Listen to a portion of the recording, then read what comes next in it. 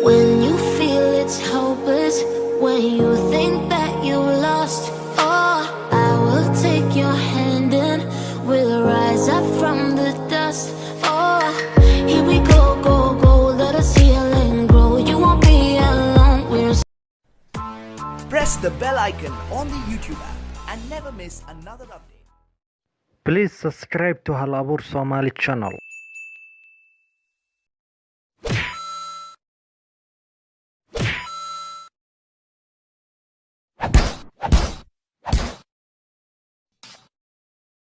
fadlan asxaabay soo booqda Najax official waa gabar Soomaaliyeed waa gabar walaasheeya linkiga hoosoo buluuga ka tixraaca aada u mahadsantiin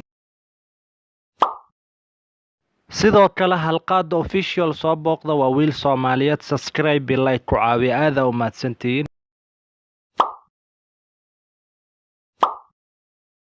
sidoo kale mabruuc cadde wuxuu yiri qiso kasto xanuun badan maaday kugu dhacdaa ما يساحب anigu ma dhacdo dad cadaan bay ku dhacdaa anna waan soo turjumaa waa saas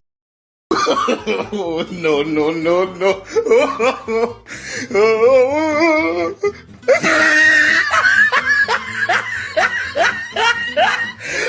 waagii hore 1960kii adeerkay John wuxuu ku safray tareen soo u soo booqda familka wuxuuna u socday tuulo markii dambe tareenka wuxuu imaaday tuulo aad u cidlo badan qofna uusan joogin ani aadan u cabsado waxaan sameeyaan garan waay meelan wax ka bilaaban runtii saacada aad u socotay habeenii ahayd tareenna muusan imaanin mugdiisii noqotay ani waa walwalsanaa gaajo ay qabatay meel caawa seexatay ku sii anoo leh ayaa duq waayeel ay imaaday oo ayeeday la eg markaas ay tiri wiilkaygii oo tareenan sugaysa ayay tareen baan sugayay tareen saacadan ma imaanaa ee bariyo imaanaa soo bax xaafadeeda i raac waxaan ku diyaarinayaa cuntid iyo wax walba jiifna anaa ku siinahay okay saas miya okay waan ka yeelay nakeen way soo raaceen waxayna ahayd meel mugdi oo cabsi badan 10 saacadood kadib John wuxuu imaaday guriga duqda gurigan wuxuu ahaa guri qadiimi ah Johnna wuu daalanaa gaajo badanna way haysay duqda waxay sameysay foonuusi shiday borishna way u diyaarisay wuxuu cabo John gaajo badan haysay baaquligii dhamaa ham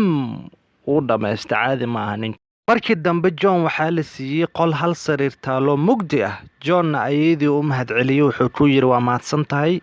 duqdina albaabkii ku xirtay waliba kore uga xirtay albaabka John wuxuu isweydiiyay duqdan maxay korkaaga xiraysaa mawaalanta duqda mise waa la soo wataa wax John wuxuu isdhahay bal duqdan si qaldan albaabka kugu xirtay waana waayeele bariya arintan dhameynaysa boorsadiisu hoos gashtay wuu seexday John asagoo si seexan rabo wuxuu dareemay xaar way xaara qabtay meeshan meel tuuli ahayd uu soo kacay sariirtu ka soo kacay hoos sariirta hoosteeda wuxuu ka raadsanaa caag uu ku xaaro waa meesha tuuli ahayd asagoo caag baara wuxuu arkay nin meed oo ku hoos jira sariirtu arkay naxdin wuu naxay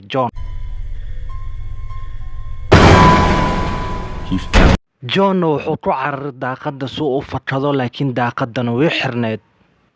qolkana waxaa ku jira nin meeda sariirta hoosteeduna ku jira John wuxuu isdhaay marka dambe bal daaqada ma jibisa haddana daaqada haduu jibiyo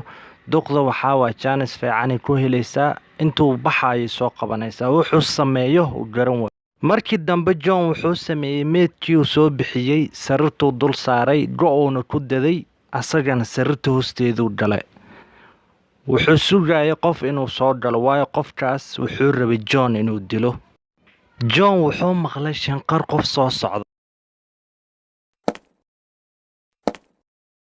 John wuxuu maqlay shanqar qof soo socda ninkii markii dambe wuxuu sameeyay wuxuu wata bir dheer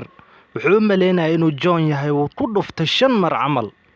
wuu ku dilooyo intuu dhaw saxan u dilo wuxuu isla dhiigna uu ka daatay wuxuu maleynaa inuu John dilay laakiin meedkii sii dilay qofkiina wuu laabtay albaabkana wuu xiray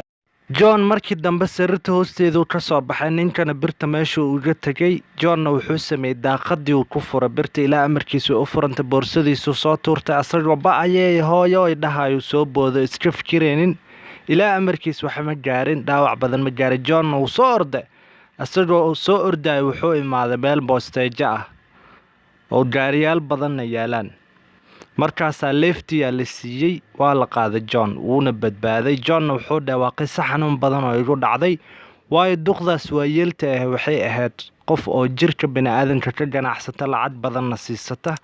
waa duq dilaaya John wuxuu dhawaa Ilaah maadiisa dan ka soo badbaaday waa qiso xanuun badan oo igu dhacday fadlan like saara duqdana waxay ahayd duq oo dilaa ah dad badan